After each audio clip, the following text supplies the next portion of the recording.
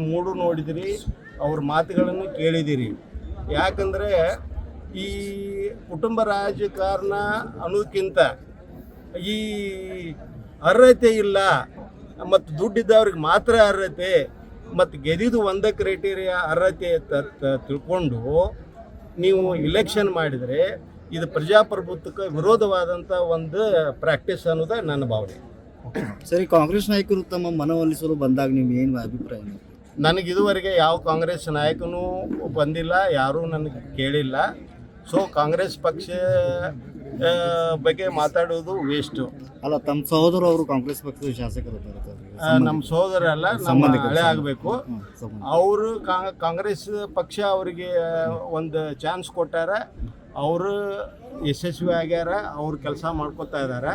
But ನಾ ಮಾಡೋ ಪಾಲಿಟಿಕ್ಸೇ ಬೇರೆ, ಅವ್ರು ಮಾಡೋ ಪಾಲಿಟಿಕ್ಸೇ ಬೇಕು. ಯಾಕೆಂದ್ರೆ ಅವರು ಪಾರ್ಟಿ ಪಾಲಿಟಿಕ್ಸ್ ಮಾಡ್ತಾ ಇದ್ದಾರೆ, ನಾನು ಜನರ ಪ್ರೀತಿ ವಿಶ್ವಾಸದ ಪಾಲಿಟಿಕ್ಸ್ ಮಾಡ್ತಾ ಇದ್ದೀನಿ. ಉತ್ತಮ್ ಪಾಟೀಲ್ ಅವ್ರಿಗೂ ಭೇಟಿಯಾಗಿ ಬಂದಿರ್ತಾರೆ. ಉತ್ತಮ್ ಪಾಟೀಲ್ ಅವರು ನನ್ನ ಭೇಟಿ ಆಗಬೇಕು. ನಾವು ಏನಾದರೂ, ಯಾಕಂದರೆ ಇಬ್ಬರು ಕೂಡಿ ನಾವು 1,60,000 ವೋಟ್ ತೊಗೊಂಡಿದ್ದೀವಿ.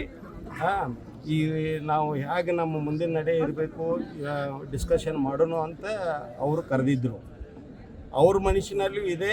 ಯಾಕಂದರೆ ಈ ಒಬ್ಬ ಒಳ್ಳೆಯ ವ್ಯಕ್ತಿ ರಾಜಕಾರಣಕ್ಕೆ ಬರಬೇಕಾದ್ರೆ ಒಬ್ಬ ಗಾಡ್ ಫಾದರ್ ಬೇಕು ಅಂತ ಒಂದು ಸೃಷ್ಟಿ ಇಲ್ಲಿ ತಯಾರಾಗಿದೆ. ನಿಮ್ಗೆ ಯಾರಾದರೆ ನಿಮ್ಮ ಅವ್ವ ಅಪ್ಪ, ನಿಮ್ಮ ಅಣ್ಣ, ನಿಮ್ಮ ತಮ್ಮ ಇಲ್ಲಿದ್ರೆ ಯಾರೋ ಒಬ್ಬರ ನಾಯಕ ನಿಮ್ಮನ್ನ ಸಪೋರ್ಟ್ ಮಾಡಲಿಲ್ಲ ಅಂದರೆ ನಿಮ್ಗೆ ರಾಜಕೀಯದಲ್ಲಿ ಭವಿಷ್ಯ ಇಲ್ಲ ಅನ್ನೋದನ್ನು ಇಲ್ಲಿ ಇವಾಗ ನಮಗೆ ಕಾಣ್ತಾ ಇದೆ. ಸೊ ಅದಕ್ಕಾಗಿ ನಾವು ನಮ್ಮ ನಡೆ ಏನಿರಬೇಕು ಅಂತ ಡಿಸ್ಕಸ್ ಮಾಡಿದ್ದು ಖರೇನೆ. ಬಟ್ ನಾವು ಇನ್ನೂ ಯಾವುದೂ ಒಂದು ಡಿಸಿಷನ್ಗೆ ಬಂದಿಲ್ಲ.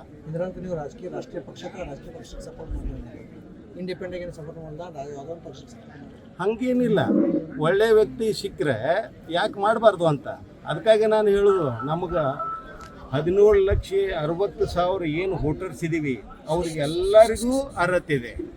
ಅಷ್ಟೇ ಏನು, ಕೆಲವೊಬ್ಬರಿಗೆ ಹೆಚ್ಚು ದುಡ್ಡು ಖರ್ಚು ಮಾಡುವಂಥ, ಯಾರು ಬ್ಲ್ಯಾಕ್ ಮನಿ ಇಟ್ಕೊಂಡಾರ, ಯಾರು ಇಲ್ಲಿಗಲಿ ದುಡ್ಡು ಮಾಡ್ಯಾರ, ಅವರು ದುಡ್ಡು ಕೊಟ್ಟು ವೋಟ್ ಹಾಕ್ಸ್ಕೋತಾರೆ. ಯಾರು ಇವಾಗ ಬಡವ್ರದಾರ, ಒಳ್ಳೆ ಕೆಲಸ ಮಾಡ್ತೀನಿ ಅನ್ನೋದಾರ, ಅವ್ರಿಗೆ ಇಲೆಕ್ಷನ್ ಮಾಡೋದು ಸ್ವಲ್ಪ ತೊಂದರೆ ಆಗ್ಬೋದು. ಅದು ಕಠಿಣ ಆದ್ರೂ ಬಟ್ ಇಲೆಕ್ಷನ್ಗೆ ನಿಂತ್ಕೊಳ್ಳೋವಂಥ ಸಮಾನ ಅವಕಾಶ ಎಲ್ಲರಿಗೂ ಇದೆ ಅನ್ನೋದನ್ನು ನಾನು ನಮ್ಮ ಈ 17,60,000 ಏನು ಈ ಚಿಕ್ಕೋಡಿ ಮತಕ್ಷೇತ್ರದ ವೋಟರ್ ಇದ್ದಾರೆ ಅವ್ರಿಗೆ ನಾನು ಹೇಳಕ್ಕೆ ಬಯಸ್ತೀನಿ. ಮತ್ತು ಅವರಲ್ಲಿ ಒಂದು ಪ್ರಜ್ಞೆ ಮೂಡ್ಸೋಕ್ಕೂ ನಾನು ಟ್ರೈ ಮಾಡತ್ತೀನಿ. ಇಲೆಕ್ಷನ್ ಬರೀ ಗೆದ್ಯಾಕೆ ಅರ್ಥ ಅಲ್ಲ, ಇಲೆಕ್ಷನ್ ಪ್ರೊಸೆಸ್, ಇಲೆಕ್ಷನ್ದಾಗ ಭಾಗವಹಿಸೋದು ಮತ್ತು ಅದನ್ನು ಯಶಸ್ವಿಯಾಗಿ ಮಾಡೋದು ಒಂದು ಡ್ಯೂಟಿ ಅನ್ನೋದನ್ನು ನಾವು ತಿಳ್ಕೊಬೇಕು.